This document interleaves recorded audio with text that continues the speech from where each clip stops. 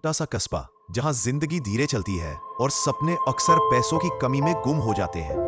इसी कस्बे में रहता था वेद, 17 साल का एक सीधा साधा लेकिन दिल का बहुत बड़ा लड़का। उसकी जिंदगी आसान नहीं थी। पिता सुरेश एक छोटी सी दुकान चलाते थे और मां का देहांत बचपन में ही हो गया था।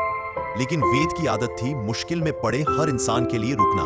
हर सुबह वह जल्दी उठता, पिता के साथ दुकान संभालता और फिर स्कूल निकल जाता। रास्ते में वह बच्चों को गिरते फिसलते देखकर उठाता, बुजुर्गों को सड़क पार करवाता और कुत्तों को बिस्किट डाल देता। लोग उसे कहते, वेद, यह सब करने से क्या मिलेगा? वह हंसकर बोलता, कुछ मिलेगा या नहीं, पर मन को सुकून मिलता है।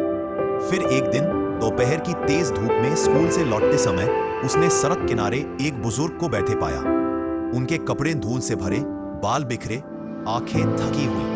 लोग आते जाते उन्हें देख रहे थे, पास से गुजर रहे थे, पर रुक कोई नहीं रहा था। वेद का दिल पिघल गया। वह झुककर बोला, दादाजी, क्या हुआ? आप ठीक हैं? बुजुर्ग ने कांपती आवाज में कहा, बेटा, मैं दूसरे शहर से आया था। घर जाने को किराया तक नहीं है।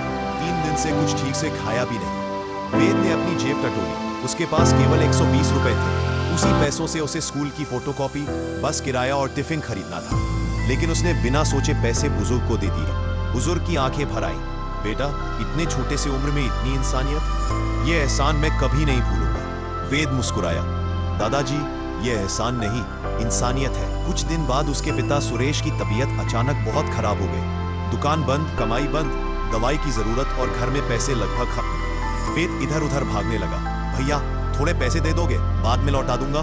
काका, पापा बहुत बीमार है, दवा के लिए मदद चाहिए। लेकिन हर जगह वही जवाब, अरे बेटा, हमारी अपनी परेशानियां हैं, अभी नहीं हो पाएगा। सूरज ढल रहा था और उसके मन की रोशनी भी। वेद सड़क किनारे बैठकर रो पड़ा, हे भगवान, मैंने तो हमेशा भलाई की, फिर मेरे साथ ऐसा क्यों? तभी एक काली कार उसके सामने आकर रुकती है।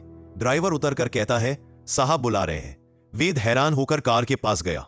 दरवाजा खुला, बुजुर्ग, लेकिन इस बार साफ कपड़े, घड़ी, जूते। वे कोई गरीब व्यक्ति नहीं थे। वे मुस्कुराए, पहचाना बेटा? वेद का दिमाग घूम गया। दादाजी, आप?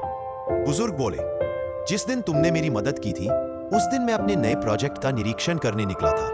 मैं अमीर हूं, पर उस दिन मैं देखना चाहता था कि इस कस्बे में कितनी इंसानियत बची है। लोगों ने मुझे देखा पर अनदेखा कर दिया, पर तुम अकेले थे जो रुके।